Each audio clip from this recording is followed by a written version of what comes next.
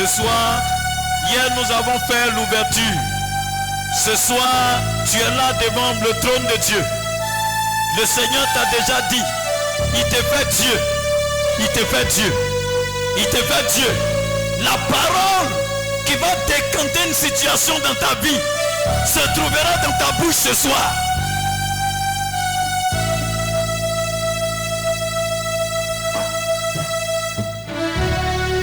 Tu es le Dieu de ma vie. Alléluia.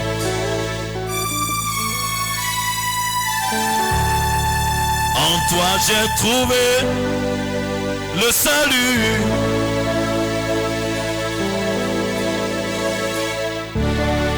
Reçois, oh Dieu, l'adoration. Tes cœurs que tu as sauvés, je veux t'adorer.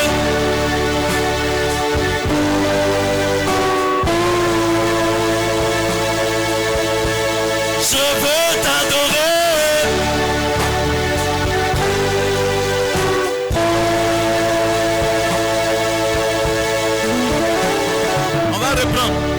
Tu es le Dieu de ma vie. Alléluia. En toi j'ai trouvé le salut. Est-ce que tu as trouvé le salut? Reçois, oh Dieu, l'adoration. Alléluia.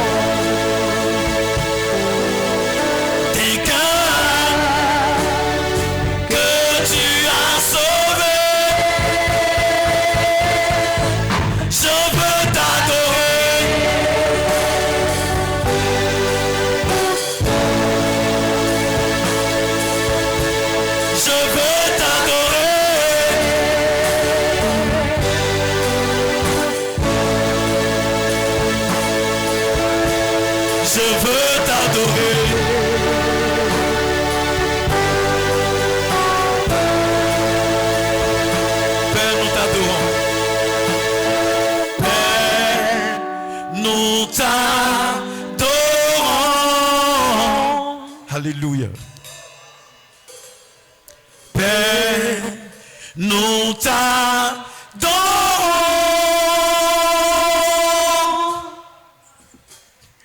Père, nous t'adorons. Alléluia. Oh, Père, nous t'adorons. Adorons le roi des rois.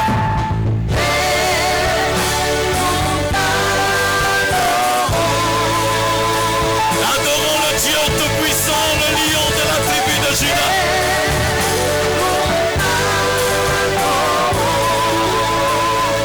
Père, nous t'adorons.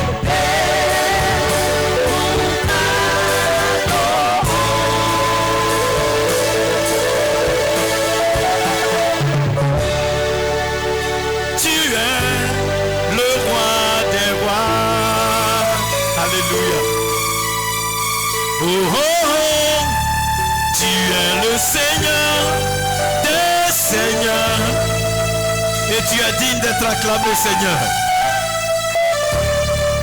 Et tu es digne d'être acclamé. Oh Jésus, nous t'acclamons. Acclamons le Père, acclamons le roi de l'univers, acclamons le Seigneur.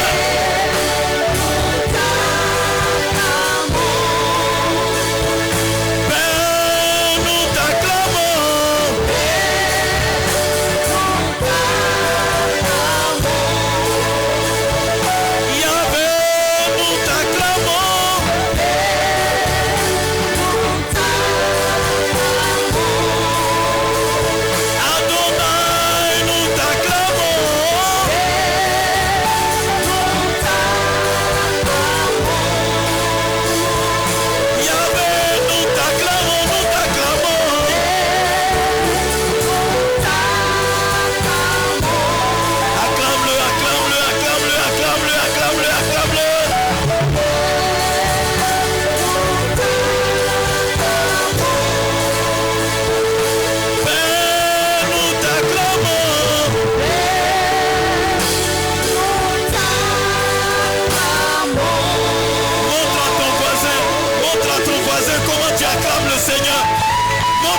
voisin que tu acclames le Seigneur.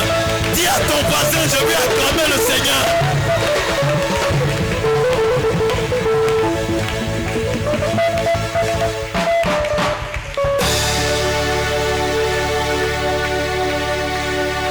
Qui est dans la joie ce soir?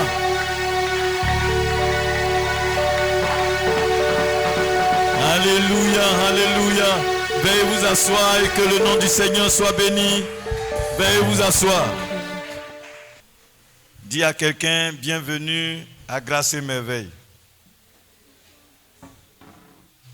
Dis à une deuxième personne, bienvenue à Grâce et Merveille. Alléluia. Hier, nous avions fait l'introduction de notre moment. Et nous avions dit que lorsque le Seigneur te prend, il fait de toi son enfant et il t'établit. Alléluia. Est-ce que quelqu'un a continué la prière à la maison? Qui a continué la prière à la maison? Est-ce que j'ai en face de moi des dieux? Alléluia.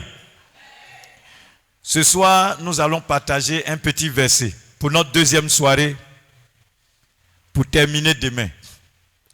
Et le texte que nous allons lire, c'est le livre de Matthieu chapitre 9. Matthieu chapitre 9, à partir du verset 1. Ici, il s'agit de Jésus qui fait la rencontre d'un groupe de personnes. Et dans ce groupe de personnes, il y a un homme qui est paralytique, qui est transporté par les autres. La Bible dit qu'il est paralytique, mais on connaît des paralytiques quand même qui se débrouillent pour marcher. Mais lui, il était couché sur un lit. Donc ça veut dire qu'il ne pouvait plus rien faire. Pour se déplacer, il faut qu'on le soulève. Alléluia. La Bible dit qu'on a soulevé cet homme. On l'a envoyé vers Jésus. Et Jésus a regardé dans leur cœur. La Bible dit que Jésus a trouvé la foi dans leur cœur. Alléluia. Ça veut dire quoi? Ces personnes-là avaient la conviction dans leur cœur que s'ils rencontrent Jésus, l'homme qu'ils étaient en train de transporter allait être désormais capable de marcher. Il allait être capable de se laver. Il allait être capable de s'occuper de lui-même. Il allait être capable de se déplacer. Il allait être capable de faire ses besoins, de s'occuper de sa famille, de s'occuper de d'autres personnes. Jésus a regardé leur cœur. Et quand il a regardé dans leur cœur, il a vu que ce n'est pas n'importe quel cœur. C'est le cœur des gens qui ont fait la rencontre, une rencontre extraordinaire, et qui avaient en eux la sémence de la divinité. Dis Amen. Alléluia. Hier, nous avions dit que quand le Seigneur dit, je te fais Dieu, quand tu as établi Dieu, on n'a jamais vu Dieu en train de se lamenter. On n'a jamais vu Dieu en train de se soucier. On n'a jamais vu Dieu en train de se plaindre. On n'a jamais vu Dieu en train de dire, bon, est-ce que ça là je peux faire? Est-ce que ça je ne peux pas faire? Est-ce que ça là je peux arriver à faire? Parce que Dieu est le créateur de toutes choses. L'univers est sous ses pieds. Alléluia. Et quand lui, Dieu, il t'établit, c'est-à-dire qu'il vient s'asseoir en toi. Il fait de toi sa demeure pour que tu règnes avec lui. C'est pourquoi la Bible dit que Dieu a fait l'homme de peu inférieur à lui. Et il a couronné de gloire, de magnificence. Et il a mis toutes choses sous ses pieds. Alléluia. Tout ce que Dieu a créé est sous tes pieds. Alléluia. Et ces personnes-là ont transporté le paralytique jusqu'à Jésus. Quand on dit quelqu'un est paralysé, ça dit que tu es incapable de t'occuper de toi-même. Alléluia. Un paralytique couché sur un lit ne peut pas se laver. Alléluia. Si les gens qui te lavent sont fatigués de te laver, tu ne vas plus te laver. Si tu as couché sur un lit, ça veut dire que tu ne peux pas te lever même pour aller dans les toilettes. Donc tu peux faire tes besoins sur toi. Il faut quelqu'un pour te nettoyer. Ce que je suis en train de dire, si tu t'es déjà occupé d'un malade d'un certain niveau, tu sais de quoi je suis en train de parler. Alléluia. Alléluia. Qui s'est déjà occupé d'un malade d'un certain niveau, qui ne peut pas se lever, qui ne peut pas se mouvoir, qui ne peut rien faire. Qui a déjà fait ça? Alléluia. Donc tu sais de quoi je suis en train de parler. Alléluia. Cet homme-là était sur un lit. Mais la Bible dit ici, lorsque Jésus l'a rencontré, lorsqu'ils l'ont emmené vers Jésus, Jésus dit, tes péchés sont pardonnés. Alléluia. Pourquoi? Parce que celui qui l'a rendu, qui l'a mis dans cet état, c'est le diable. Et le diable, l'arme qu'il utilise pour dominer, c'est le péché. Et donc, ce qu'il a plongé dans cet état, c'est l'accusation de Satan à cause de son iniquité. Donc, il fallait ôter le fardeau du péché. Il lui dit, tes péchés sont pardonnés. Alléluia. Mais ceux qui étaient là ne peuvent pas comprendre que celui qui a dit tes péchés sont pardonnés, il est Dieu. Donc ils disent, attends, voici cet homme est en train de blasphémer. Parce que Dieu seul a la capacité de pardonner les péchés. Alléluia. Alléluia. Donc quand il dit, tes péchés sont pardonnés, il blasphème. Jésus leur dit, pour savoir que ce n'est pas n'importe qui a dit tes péchés sont pardonnés, il dit ce qui est dans votre cœur là. Pourquoi votre cœur comme ça? C'est-à-dire ils ont dit ça dans leur cœur. Et puis Jésus leur a révélé ce qui est dans leur cœur. Vos pensées sont mauvaises. Votre cœur est méchant. Mais je ne vais pas me limiter à pardonner ses péchés. Je vais lui dire maintenant, lève-toi et marche. Et Jésus lui dit, lève-toi, prends ton lit, va chez toi. La Bible dit que en ce même moment, cet homme s'est levé. Il a pris son lit, il est rentré chez lui à la maison. Est-ce qu'on peut acclamer Jésus?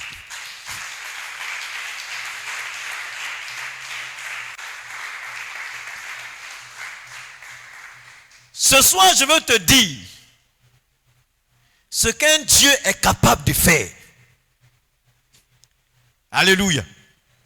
Ce qu'un Dieu est capable de faire. Pourquoi Dieu veut t'établir Dieu sur ton ennemi, sur ton pharaon? La Bible dit au commencement était la parole. La parole était avec Dieu et la parole était... En elle était la vie et la vie était la lumière des hommes. À partir du verset 12 de Jean chapitre 1, il est dit à tous ceux qui ont reçu Jésus, à tous ceux qui croient en son nom, la parole qui a été faite chair leur donne le pouvoir de devenir enfants de Dieu. Parce que lui-même, il est Dieu. Alléluia. Qu'est-ce qui se passe en réalité? Lorsque tu acceptes Jésus et qu'il vient faire de toi sa demeure, il te donne sa nature. Et la nature de Jésus, c'est la divinité. Il te transforme en un Dieu. Alléluia. Et quand tu deviens Dieu, regarde ce qu'un Dieu est capable de faire. Un Dieu est capable de pardonner l'iniquité, le péché. Alléluia. Bien.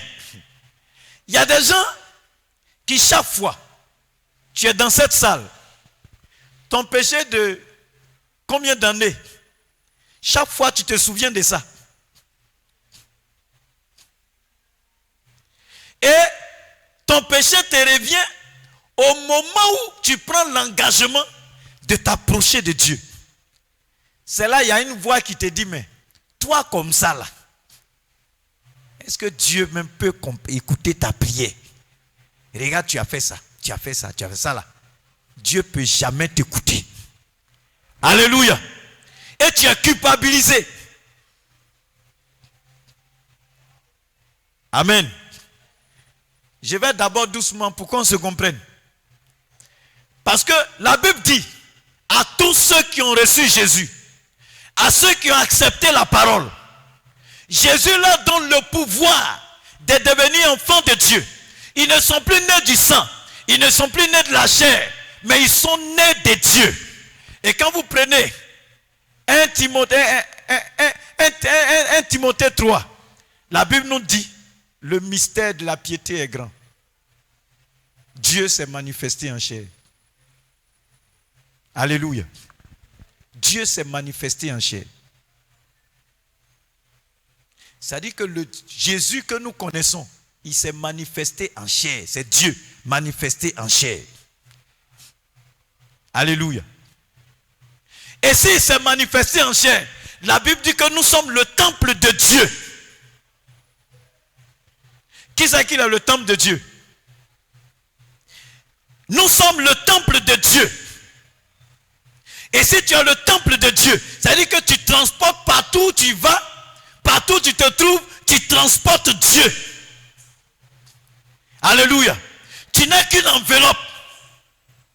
Lorsque tu arrives quelque part et que tu t'exprimes, ce n'est pas toi qui parles. Toi, tu n'es qu'un temple. C'est celui qui est assis dans le temple qui parle. Lorsqu'on touche au temple, c'est le propriétaire du temple qui parle. Alléluia. Lorsque quelqu'un vient toucher ta maison, quelqu'un est en train de casser ta maison, qui parle? C'est la maison qui parle ou bien c'est toi? Répondez-moi, qui parle? C'est le propriétaire de la maison qui parle. Et la Bible dit que nous sommes le temple de Dieu. Et quand tu es le temple de Dieu, lorsque l'ennemi s'élève, ce n'est plus toi qui agis, mais c'est le propriétaire, celui qui est assis à l'intérieur qui parle. C'est pourquoi l'apôtre Paul pouvait dire, ce n'est plus moi qui vis. Et nous chantons ce cantique. Ce n'est plus moi qui vis, alléluia. C'est Jésus qui vit en moi. Ce n'est plus moi qui vis, alléluia. C'est Jésus qui vit en moi. Est-ce qu'on peut chanter ensemble? Ce n'est plus moi qui vis, alléluia. C'est Jésus qui vit en moi. Ce n'est plus moi qui vis, alléluia. C'est Jésus qui vit en moi, en moi, en moi, en moi. C'est Jésus qui vit en moi. Ce n'est plus moi qui vis, alléluia. C'est Jésus qui vit en moi. C'est-à-dire, tu n'es qu'une enveloppe. Tu n'es qu'un temple. Celui qui est assis en toi, il s'appelle Jésus. Et la Bible dit qu'il est le Dieu fait homme. Alléluia. Et quand ce Dieu-là est assis en toi, il te communique sa vie. Il te communique sa nature. Ici, la Bible nous dit que des personnes ont transporté un paralytique. Et Jésus a regardé dans leur cœur. Il a été touché par leur foi. Parce que des gens peuvent voir Jésus est en train de prier pour des malades qui sont guéris. Donc eux aussi, ils viennent avec des malades. Mais ces personnes-là voyaient Jésus comme quelqu'un qui est au-delà même d'un faiseur de miracles. Alléluia. Ils le voyaient comme le créateur de l'univers. Jésus a regardé leur cœur. Et puis il a dit à celui qui est là, tes péchés sont pardonnés. Pour que Jésus pardonne le péché de quelqu'un, ce n'est pas parce qu'il est beau, ce n'est pas parce qu'il est vilain non plus, ce n'est pas parce qu'il est grand, ce n'est pas parce qu'il est musclé, ce n'est pas parce qu'il peut intimider Jésus, mais c'est parce que dans son cœur, il est en train de chercher Jésus. Alléluia. Donc en disant à cet homme-là, tes péchés sont pardonnés, Jésus a regardé dans son cœur, il est en train de le chercher, et il a dit, je me laisse trouver par tous ceux qui me cherchent. Alléluia. Ce soir, tu es là. Tu tu cherches le Seigneur, il va se laisser trouver par toi.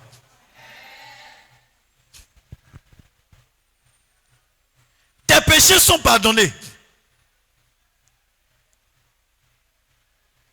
Normalement, si ceux qui étaient autour avaient la même foi que ceux qui ont transporté le paralytique, ils allaient commencer à se réjouir. Au moins, il est paralytique, mais ses péchés sont pardonnés, c'est mieux. N'est-ce pas? C'est pas bon? C'est-à-dire, il est paralytique, mais ses péchés sont pardonnés. S'il meurt, il est sauvé. Au lieu de penser à ça, il dit, mais attends, c'est pas normal, c'est un blasphémateur. Parce qu'ils n'ont pas la révélation de celui qui est en train de leur parler. De celui qui était arrêté devant eux. C'est comme ça, nous sommes nombreux. Nous allons à l'église, nous adorons le Seigneur, nous levons les mains, nous nous asseyons, nous dansons. Mais nous n'avons pas la révélation de Jésus-Christ de Nazareth. Les disciples ont fait cette même erreur. Ils sont venus dire à Jésus, un matin, les gens disent que tu es le prophète. Les gens disent que tu es le Messie. D'autres disent que tu es ceci. Jésus leur dit, mais vous-même, qui dites-vous que je suis? Ils sont arrêtés. Personne ne peut parler parce qu'ils n'avaient pas eux-mêmes une révélation personnelle de celui qui était avec eux, de celui avec qui ils mangeaient, de celui avec qui ils dormaient. Il y a une seule personne qui s'est levée dans le lot, qui a dit, tu es le Christ, le Fils de Dieu vivant. Et quelle a été la réponse de Jésus? Il lui a dit, ce n'est ni la chair, ni le sang qui t'ont révélé ces choses, mais c'est mon Père qui est dans les cieux. Parce que cette révélation ne vient pas de toi. Ça là, tu ne peux pas savoir. C'est mon Père qui est dans les cieux qui peut te révéler ce secret. Bien-aimé, Dieu se révèle à ceux qui se disposent. Lorsque tu te disposes, lorsque tu cherches Dieu, tu as la révélation de Jésus. Et quand tu as la révélation de Jésus, il te transmet sa nature, il te communique sa vie, il fait de toi Dieu. Alléluia. Les dieux peuvent comprendre le langage de Dieu. Est-ce que quelqu'un me suit? Je vais vous raconter une histoire dans la Bible. La Bible dit que le peuple d'Israël avait été déporté à Babylone. Les rois se sont succédés. Et puis il y a eu un qui est venu, qui s'appelle Belshazzar. Il a organisé un festin. Et il a pris les ustensiles qui étaient dans le temple à Jérusalem, qu'ils ont transportés à Babylone. Il a pris les ustensiles, ils ont commencé à boire dedans. C'est-à-dire que un grand roi, avec tous les verres en or qu'il avait dans son royaume, ça ne suffit pas. Il faut qu'il aille provoquer Dieu. Alléluia. Donc ils sont allés prendre les ustensiles, les coupes de l'Éternel qu'ils ont pris pour aller à Babylone pour boire. Mais quand ils ont commencé à boire, la Bible dit une main a commencé à écrire sur le mur. Il ne voit pas tête, il ne voit pas tronc, corps de l'homme, mais il voit une extrémité de main qui écrit. Mais comme lui, il compte sur ses magiciens, il compte sur ses féticheurs, il compte sur ses marabouts, il est allé les chercher. Pourquoi on lui lise le texte qui est écrit là, pour lui donner l'explication. Mais vous voyez, le meilleur interprète d'un livre, c'est son auteur. Dis Amen. Même si je suis très fort en français, dissertation, je suis agrégé en lettres modernes. Si quelqu'un a écrit son livre, il est le meilleur interprète de son livre. Alléluia. Les magiciens sont venus. D'abord, mais ils ne peuvent pas lire. Les marabouts sont venus. Les astrologues sont venus. Tous ceux qui étaient dans le royaume, les puissants. Tous ces prophètes de malheur se sont succédés. Personne ne pouvait lire. Il y a eu quelque chose qui s'est passé. La Bible dit que sa femme, la femme du roi, lui dit, attends, roi, il faut vivre éternellement. Il faut te tranquilliser. Dans ton royaume ici, là, il y a une personne qui est intelligente. Et il a la sagesse des dieux. Il faut appeler Daniel. Il va résoudre ton problème. Elle n'a pas dit, appelle Daniel, il va essayer aussi. Non. Alléluia. Elle dit, appelle Daniel. Daniel va résoudre ton problème. Ils sont allés chercher Daniel. Daniel a regardé l'écriture. Il a lu le texte. Il lui a donné l'explication. Alléluia. Lorsque Dieu fait de toi sa demeure, il te révèle ses secrets. Et en ce moment, tu deviens Dieu. Tu n'as pas bien dit Amen. On dirait qu'il y a des gens qui ne veulent pas devenir Dieu. Hein.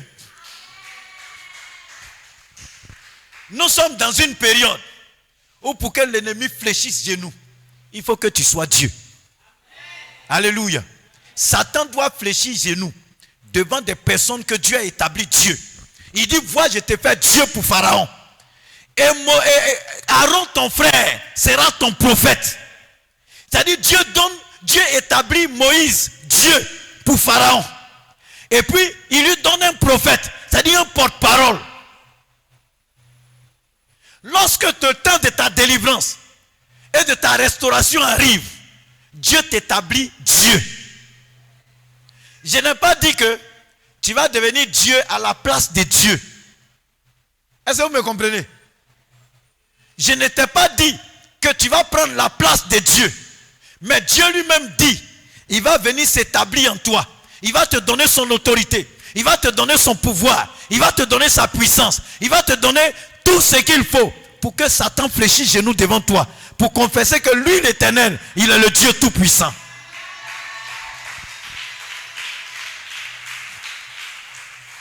Bien-aimé, ce soir, certainement, tu n'as pas considéré qui tu es jusqu'à aujourd'hui. Et ça fait que quand tu pries pour un sujet, tu te décourages. Alléluia. Je vais vous rendre un témoignage que j'ai vécu. Je me suis donné au Seigneur. Et puis, j'étais en train de prier un jour. Je prie jusqu'à un moment donné. J'entends une voix qui me dit, mais depuis là, tu entends et dit, éternel Dieu, éternel Dieu, éternel Dieu. Et Jésus qui est mort à la croix pour toi là. Où tu le mets? Donc, j'ai dit, ah c'est vrai. Hein? Oh Seigneur Jésus, toi qui es mort à la croix pour moi. Vraiment, en tout cas, voilà ma vie. Je te donne ma vie. Et puis la voix dit, mais tu as vu? Tu as vu? Tu as laissé le Saint-Esprit. Et le Saint-Esprit alors? Tu l'as laissé. Et puis je viens. Oh Saint-Esprit, vraiment viens prendre le contrôle de ma vie. Et puis la voix dit, mais ça fait combien de temps tu entends et dit Saint-Esprit? Et l'Éternel, tu l'as mis où? Donc finalement, j'étais distrait. Alléluia. Je ne sais plus comment je vais prier. Et le but de Satan, c'était que j'arrête de prier. Voici le moyen de distraction. Je suis resté là. J'étais à genoux. J'ai fermé les yeux. Et puis j'étais là. J'ai dit, Seigneur, bon, je ne te connais pas. De la façon tu veux que je te connaisse là, je ne te connais pas comme ça encore. Mais aujourd'hui là, aujourd'hui, mets ta parole dans ma bouche. En me levant ici là, je ne veux plus être distrait par quoi que ce soit. J'ai entendu la voix me dire, ordonne à l'esprit de quitter là.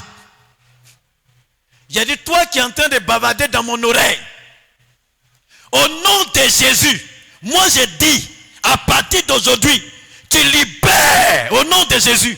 Quitte là. Quand j'ai ordonné, j'ai été visité par la puissance de Dieu. J'ai senti la présence de Dieu m'envahir. En tout cas, les paroles qui sortaient de ma bouche, je ne sais pas. Je ne sais même pas de quoi j'ai parlé. Mais j'étais en train d'adorer le Seigneur dans une langue que je ne connaissais pas. Alléluia. Lorsque Dieu t'établit, il met en toi sa parole. Gloire à Jésus. Dieu veut mettre en toi sa parole. Il y a un temps pour chaque chose. Regardez la vie de... Il y a une dame dans la Bible. Vous connaissez son histoire. Anne. On nous dit toujours Anne était stérile. Qui connaît l'histoire de Anne? Tout le monde connaît son histoire. Qui connaît l'histoire de Anne? Anne était stérile. sa rivale, elle faisait les enfants. Anne ne faisait pas d'enfants. Chaque année, quand ils vont pour prier, son mari l'aime beaucoup. Vous voyez, il y a l'amour qu'on peut avoir pour son mari. Il y a l'amour qu'on peut avoir pour, comment on appelle, sa femme. Mais il y a l'amour qu'on a pour ses enfants. Alléluia. Et donc, son mari l'aimait. Quand ils vont pour adorer Dieu, la viande qu'ils ont sacrifiée, son mari lui donnait la double portion. Donc, normalement, elle a la preuve que son mari l'aime. Mais sa joie n'était pas parfaite. Parce qu'elle était stérile. Elle ne faisait pas d'enfants. Et à cause du comportement de sa coépouse, tout le quartier était au courant que Anne ne faisait pas d'enfants. Gloire à Jésus. Et chaque année, elle priait.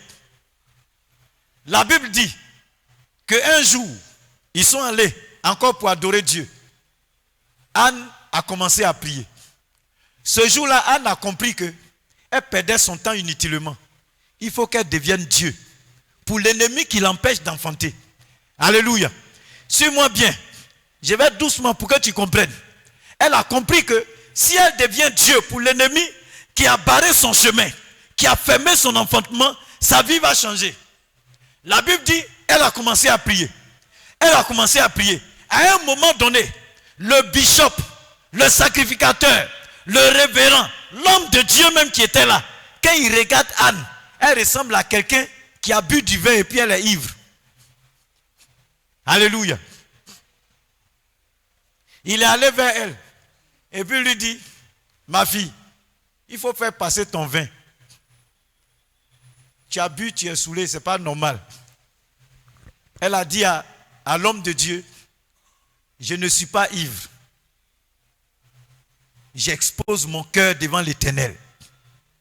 Et en ce moment, parce qu'elle a compris qu'elle devait rentrer dans l'intimité de Dieu. Quand elle est rentrée dans l'intimité de Dieu, la Bible dit, ne vous enivrez pas de vin. C'est de la débauche. Soyez au contraire remplis du Saint-Esprit. Quand elle a été remplie du Saint-Esprit et qu'elle a été Dieu, la parole qui est sortie de sa bouche, Seigneur, donne-moi un enfant, je te donne. Alléluia. Jésus pouvait dire à cette femme aussi, s'il était arrêté à côté d'elle, il allait lui dire, ce n'est pas la chair et le sang qui t'ont dit de dire ça. C'est mon Père qui est dans les cieux qui t'a révélé ça. Alléluia. Parce qu'au moment où elle était en train de dire ça, effectivement, Dieu avait besoin d'un enfant pour remplacer Élie. Je pensais que tu allais dire Amen. Elle ne pouvait pas savoir ça.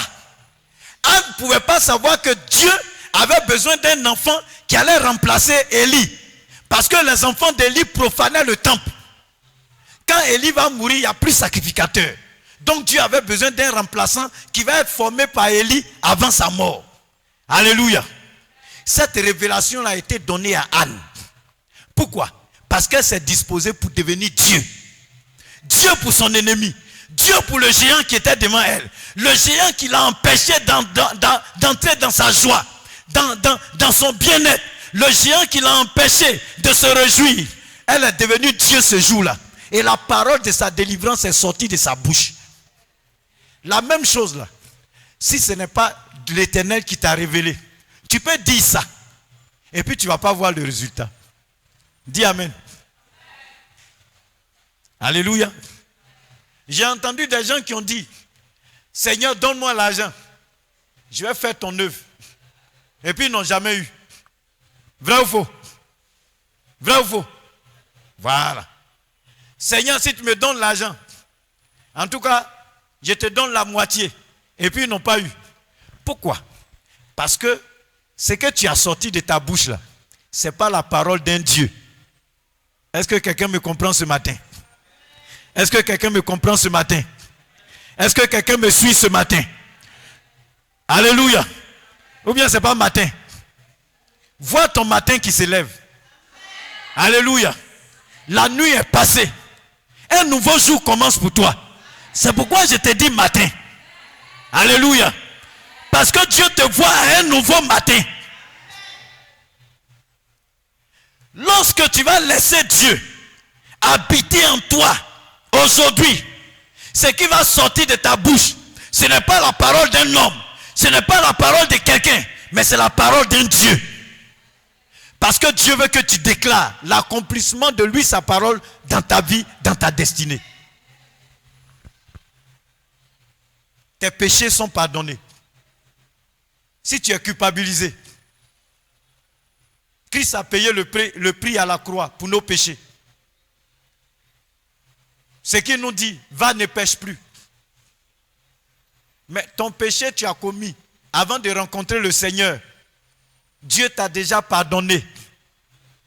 Même si tu étais dans le Seigneur, ou bien tu pensais que tu étais dans le Seigneur, mais il y a des choses que tu ne comprends pas. Tu n'as pas d'intimité avec Dieu. Donc tu as mené une vie de désordre. Ce soir, si tu as pris l'engagement d'appartenir totalement au Seigneur, Dieu ne voit plus ton péché. Il ne voit plus ton passé. Il ne compose plus avec ton passé. Mais il regarde ton présent. Et ton présent, tu es justifié, tu es pardonné, tu es lavé, tu es sanctifié. Alléluia. Seulement, ce qu'il te demande, le passé là, ne retourne plus à ça. C'est tout. Alléluia. Et pour ne plus retourner à ton passé, il faut haïr.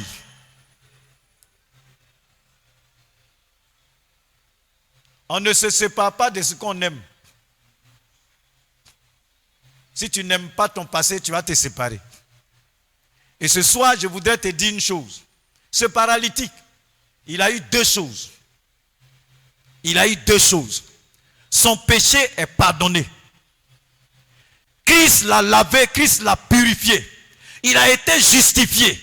Il a été déclaré juste sur la base de sa foi. Et en même temps, il a eu la délivrance, la guérison. Alléluia. Pourquoi? Parce qu'il a accepté d'être Dieu.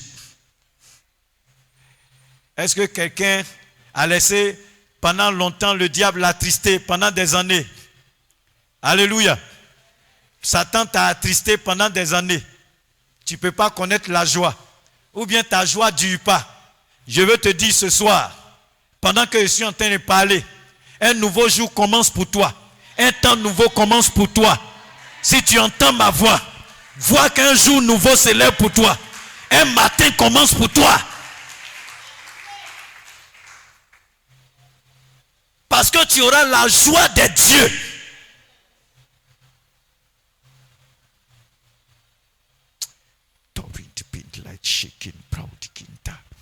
Est-ce que tu peux te tenir debout?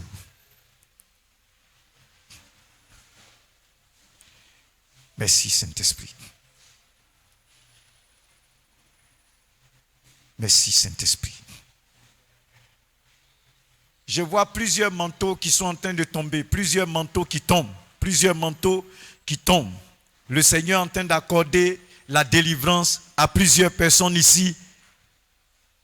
Le Seigneur est en train d'accorder la délivrance à plusieurs personnes qui de tout leur cœur, pendant que je suis en train de parler, qui de tout leur cœur ont dit, Seigneur, je me livre entre tes mains. Je me livre entre tes mains, je me livre entre tes mains. Dans ton cœur, tu es en train de dire, Seigneur, je me livre entre tes mains. Et le Seigneur vient et il enlève le manteau, il enlève le manteau, il enlève le manteau, il te libère ce soir.